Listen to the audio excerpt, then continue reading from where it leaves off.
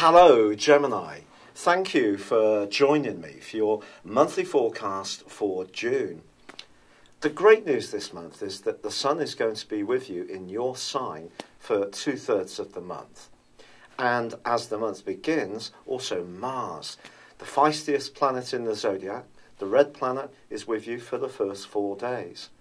That's giving you an opportunity to springboard your efforts into this new month in quite a powerful way, and you can be very progressive. Progress is going to be aided from the 7th when Mercury, your ruler, returns home. Now, all of this is going to see you have an opportunity to showcase your individual talents, to focus on the things that make you different from other people. So it's about walking a path that suits you, not necessarily the one that's well trodden by others. And there may be some people that you encounter that aren't necessarily going to understand where you're coming from. And in week 1, as Neptune squares up to the Sun, there may be somebody who tries to pour the proverbial cold water over some of your passions. Well, don't let them.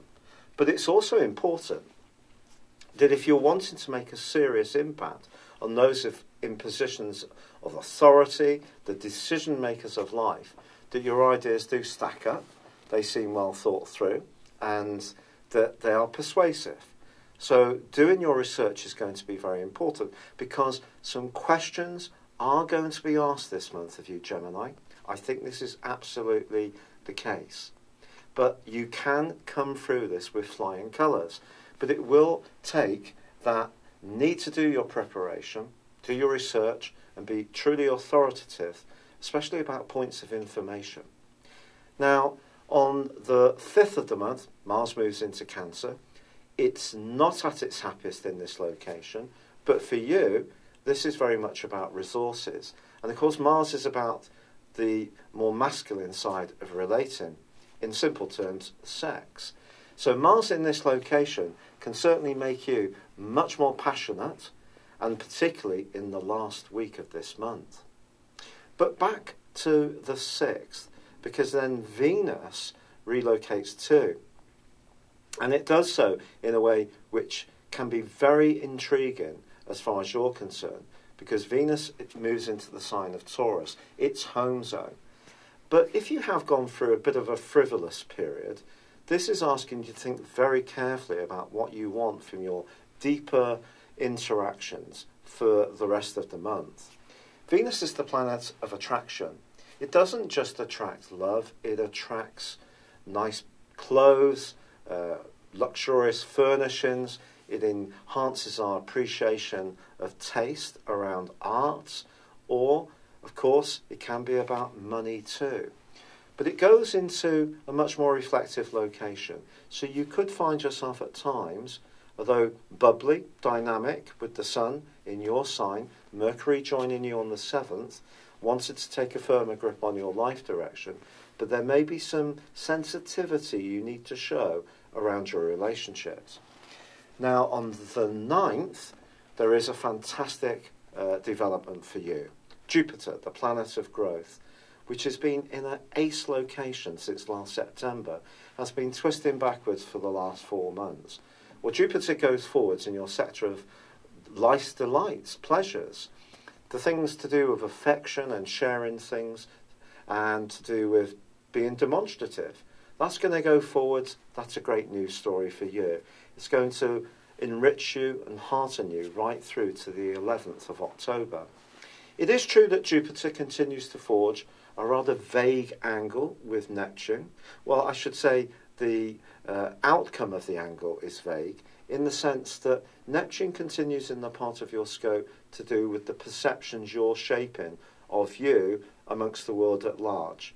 So if you do have some wonderful ideas, your creativity could be high, but it could also be dissipated very easily if your worldly plans do not stack up. So just be cautious about having lots of different brilliant ideas, but ones that aren't really going to go anywhere. So it's probably about narrowing things down and focusing on what's really essential. Now, on the same day, there is a full moon in Sagittarius, which for you is all about relationships. Or is it? Is it about how other people are going to be relating to you? I think it may be a bit more about that, particularly in the following 2 weeks. Because if you have really been single-minded, focused on what's important to you, it is possible that someone around you is feeling, if not neglected, just slightly pushed out. They might appreciate that you've got a big picture that you've been grappling with. They may be very supportive.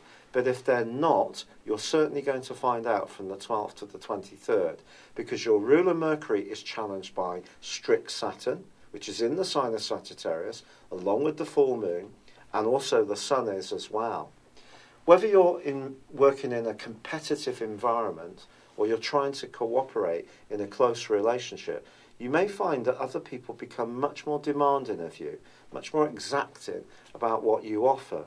They may not accept what you give them on the first offer.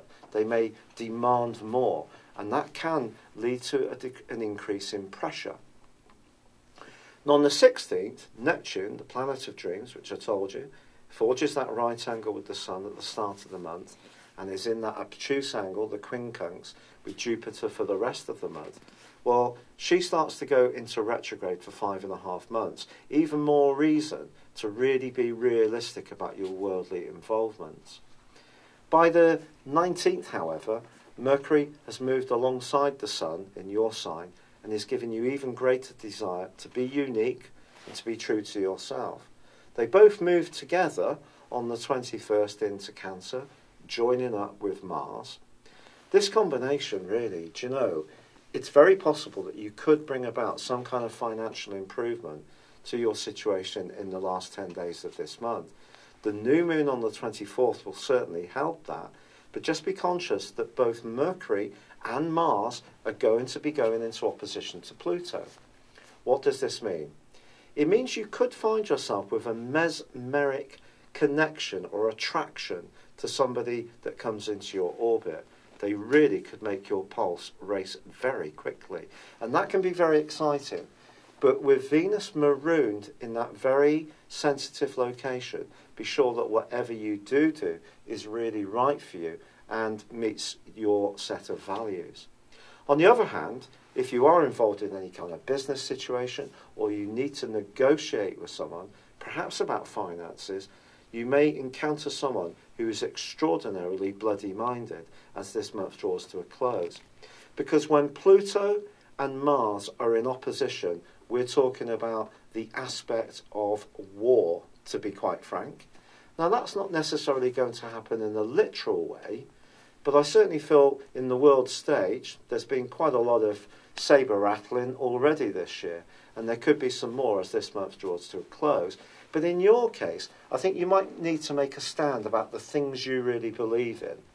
And if someone is being unreasonable, quite right that you don't just roll over and do what they want. But there is also this tremendous opportunity that you could find someone so compelling, so fascinating, that you just want to get very close to them very quickly. Just be sure that you don't put anyone on a pedestal. Now, there's one other aspect I want to tell you about. Because last month, on the 9th of May, the North Node, the point of destiny in your situation, moved back into your third solar house in the sign of Leo. This has been giving you even greater confidence about your ideas. And all through this month, the node is going to be connecting with Uranus, the planet of the original, the planet of restlessness, but also freedom. Your ideas, therefore, can be absolutely lit up this month in a very positive way. But I think what the planets are showing you is that you can't live in a remote way from others. Anything you do is going to interact with other people quite naturally, because all that we do does. But that's going to become much more plainly obvious. And how other people feel about you, what you're trying to do, your ideas, your plans, your projects, that's going to be very immediate as well. So it is going to be important to be original, to take that grip on your life direction, believe in your plans, but at the same time, stay pretty cute and sensitive to the responses you're getting from others too. It's been a real pleasure being with you. Thank you for joining me. Good luck and goodbye for now.